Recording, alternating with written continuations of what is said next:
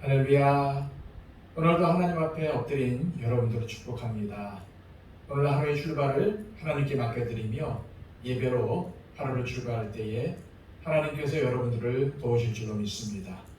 기도하겠습니다. 아버지 하나님, 참으로 감사합니다.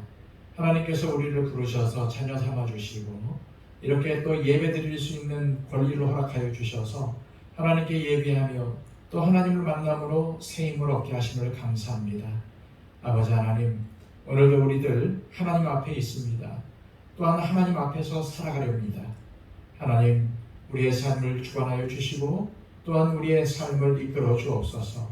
오로지 하나님만을 높이게 하여 주시고 하나님께 영광 돌리는 삶을 살아갈 수 있도록 인도하여 주옵소서.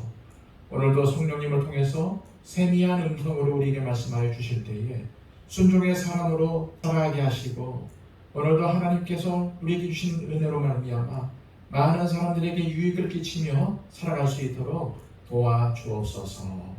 오늘 하루의 삶을 주님께 맡겨드리며 예수 그리스도의 이름으로 기도하옵나이다. 아멘. 다 함께 찬송가 545장 찬양 드립니다.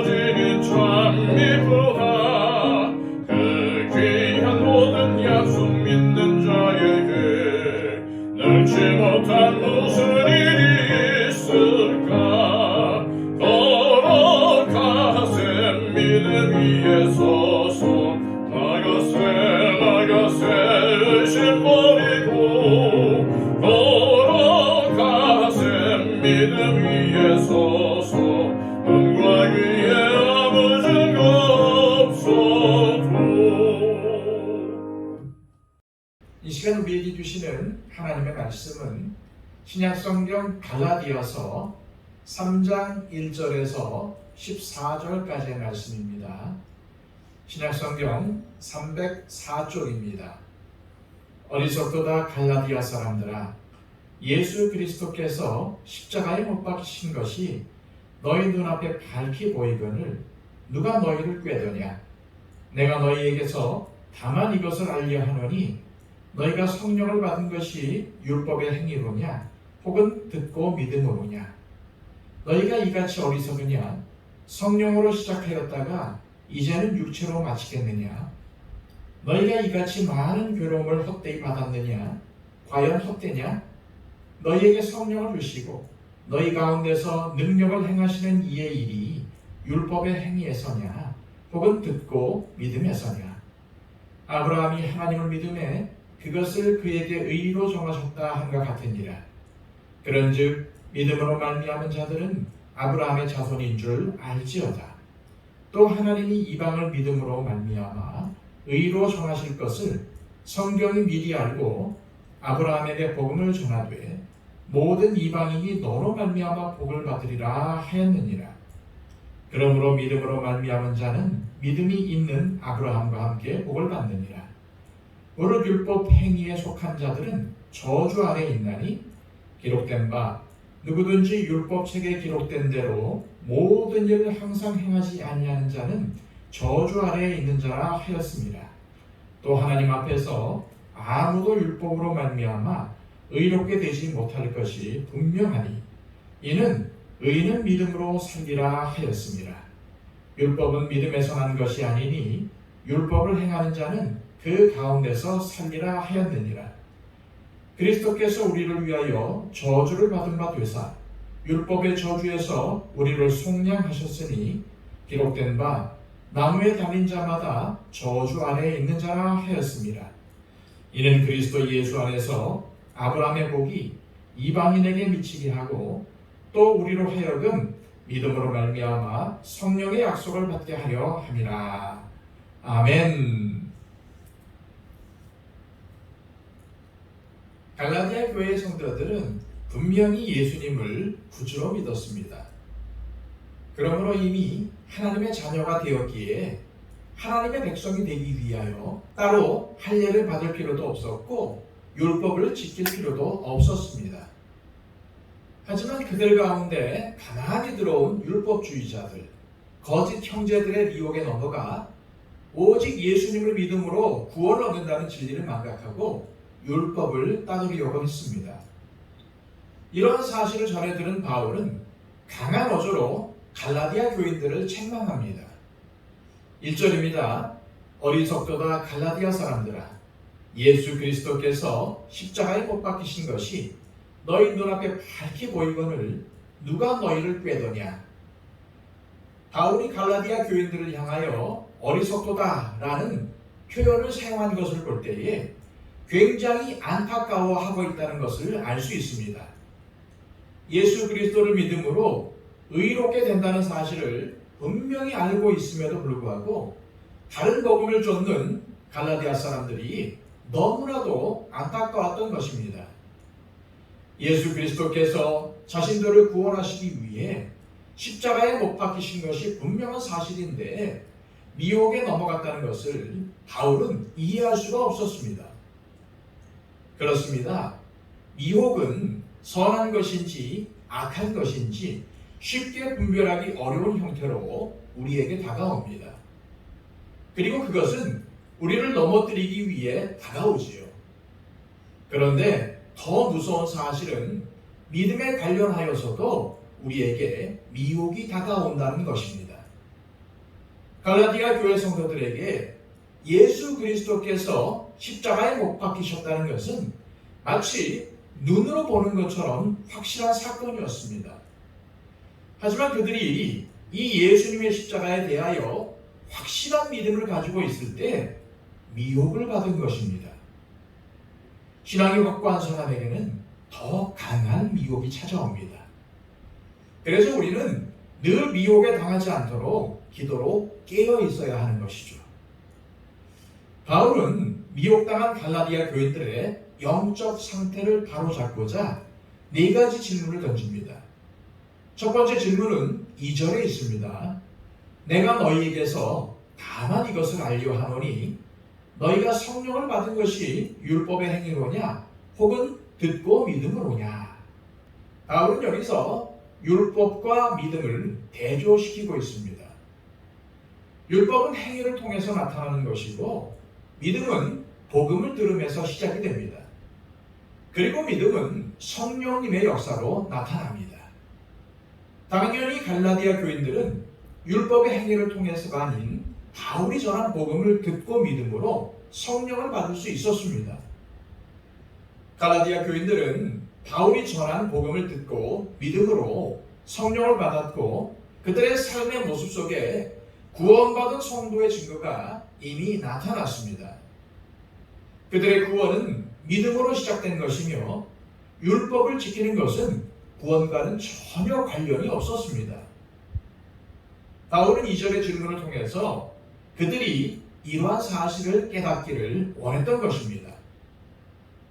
두 번째 질문은 3절에 나옵니다. 너희가 이같이 어리석으냐? 성령으로 시작하였다가 이제는 육체로 마치겠느냐? 바울은 갈라디아 교인들이 성령으로 시작하였으나 이제 육체로 마치려 한다고 책망합니다. 시작은 잘하였지만 끝이 잘못되면 아무 소용이 없다는 것이죠.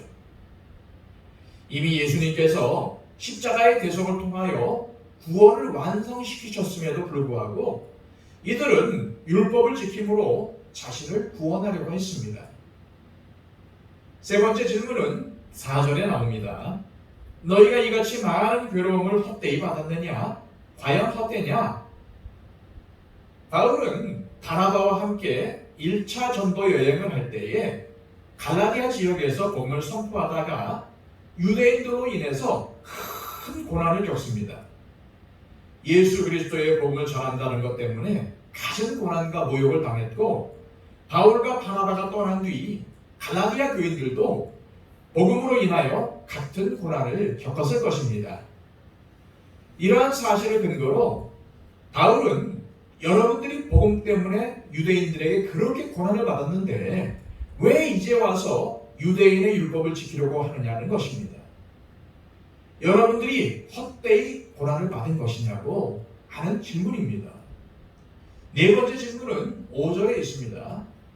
너에게 성령을 주시고 너희 가운데서 능력을 행하시는 이의 일이 율법의 행위에서냐 혹은 듣고 믿음에서냐.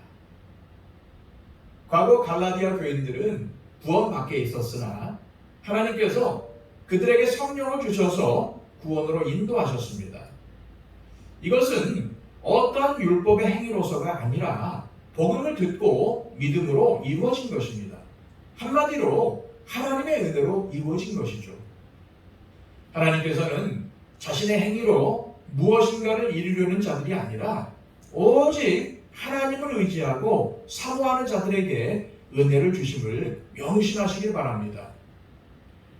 바울은 이제 갈라디아 교인들에게 아브라함의 예를 들어서 믿음을 설명합니다.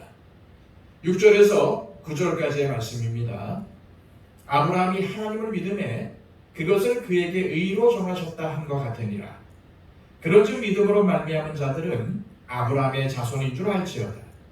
또 하나님이 이방을 믿음으로 말미암아 의로 정하실 것을 성령이 미리 알고 먼저 아브라함에게 복음을 전하되 모든 이방인이 너로 말미암아 복을 받으리라 하였느니라. 그러므로 믿음으로 말미암은 자는 믿음이 있는 아브라함과 함께 복을 받느니라. 아브라함이 하나님의 부르심을 받았을 때에는 모세의 율법이 없었습니다. 그래서 아브라함이 하나님께 의롭다 칭함을 받은 것은 율법을 지키는 행위를 통해서가 아니라 그의 믿음 때문이었습니다. 그가 하나뿐인 아들 이삭을 하나님께 드리려 한 것은 믿음으로 인해 하나님의 명령에 순종한 것입니다. 아브라함이 믿고 순종함으로 하나님의 자녀가 되었듯 예수님을 믿음으로 구원받은 갈라디아 교인들 역시도 하나님의 자녀로서 아브라함의 복을 받아 누리라는 것입니다. 그런 후 바울은 이제 율법으로는 구원을 받을 수 없다는 사실을 10절에서 12절까지의 말씀에서 설명을 합니다. 믿음으로부터 난 자들은 복을 받지만 율법의 행위로부터 난 자들은 저주 아래에 있다는 것입니다. 이들은 율법으로 말미암아 구원을 받을 수 있다고 생각하지만 이들은 결코 하나님의 의를 얻을 수 없고 그 결과는 저주 아래에 있는 것, 즉 영원한 죽음입니다. 바울은 그 이유를 그들이 따르는 율법에서 찾습니다. 그 누구도 율법에 기록된 모든 것을 행할 수는 없습니다. 율법은 완벽함을 요구하기 때문입니다. 율법의 일부를 지키지 못하는 것은 전체를 지키지 못한 것과 같기에 사람은 결코 율법 행위로 의롭다함을 얻을 수는 없습니다. 그리고 죄인인 인간이 온전히 율법을 지키기는 불가능하기 때문에 율법은 우리를 구원할 힘이 없습니다. 율법의 무익함을 설명한 바울은 다시 한번 구원이 어떻게 이루어지는지를 설명하고 있습니다. 자, 13절과 14절 말씀입니다. 그리스도께서 우리를 위하여 저주를 받은 바 되사 율법의 저주에서 우리를 속량하셨으니 기록된 바 나무에 달린 자마다 저주 아래에 있는 자라 하였습니다. 이는 그리스도 예수 안에서 하나님의 복이 이방인에게 미치게 하고 또 우리로 하여금 믿음으로 말미암아 성령의 약속을 받게 하려 함이라. 그리스도께서 율법의 저주 아래 놓인 너희 갈라디아 교인들을 속량하시기 위하여 친히 십자가의 죽음이라는 대가를 치르셨다는 것입니다. 속량이란 대가를 지불하고 사서 자유케 한다는 의미입니다. 바울은 이것을 그리스도께서 우리를 위하여 저주를 받은 바 되셨다라고 표현을 합니다. 그만큼 예수 그리스도의 십자가 대속은 하나님의 사랑과 은혜로 말미암은 일입니다. 그 결과로 갈라디아 교인들이나 우리 같은 이방인들도 예수 안에서 아브라함의 복을 받게 되었으며 또한 우리가 믿음으로 말미암아 성령의 약속을 받을 수 있게 되었습니다. 이 시간 기도하실 때 하나님, 우리가 다른 복음이나 세상 풍조에 흔들리지 않고 오직 그리스도의 십자가만을 붙잡게 하옵소서. 또한 우리의 선한 행동 때문에 구원을 받는 것이 아니라 모든 것이 하나님의 은혜임을 알고 항상 감사하는 삶을 살게 하옵소서 기도하시기를 바랍니다. 그리고 또한 우리의 중보가 필요한 모든 분들을 위해서 기도해 주십시오. 홍수와 장마로 인하여서 피해를 입은 분들을 위해서 중보해 주시고요. 또한 우리 가운데 연약한 분들, 또한 병중에 있는 분들을 위해서 중보해 주십시오. 이복식 원사님, 우리 박영채 집사님의 건강을 위해서 기도해 주시고요. 우리 더처치와 한국교회의 부흥을 위해서도 기도해 주시기를 바랍니다. 그리고 또한 이 세상 가운데 전쟁이 그치게 하시고 온 세계 가운데 복음을 전파하는 우리 선교사님들 가운데 능력을 더해 주십시오 라고 기도해 주시기를 바랍니다. 다 함께 기도하겠습니다.